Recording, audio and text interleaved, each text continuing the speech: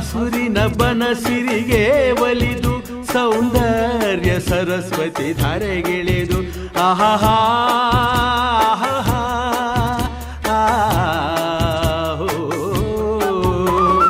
ಹರಿಯುವ ನದಿಯಲ್ಲಿ ಜಾಡಿ ಹೂವನದಲ್ಲಿ ನಲಿಯುತ್ತ ಓಲಾಡಿ ಚೆಲುವಿನ ಬಲೆಯ ಬೀಸಿದಳು ಈ ಗಂಧದ ಗುಡಿಯಲ್ಲಿ ನೆಲೆಸಿಹಳು. ಇದು ಯಾರ ತಪಸ್ಸಿನ ಫಲವೋ, ಈ ಕಂಗಳು ಮಾಡಿದ ಪುಣ್ಯವೋ. ಆಹಾ ನಾವಾಡುವ ನುಡಿಯೇ ಕನ್ನಡ ನುಡಿ, ನಾವಿರುವ ತಾಣವೇ ಗಂಧದ ಗುಡಿ. ಅಂದದ ಗುಡಿ, ಗಂಧದ ಗುಡಿ, ಚಂದದ ಗುಡಿ, ಶ್ರೀಗಂಧದ ಗುಡಿ.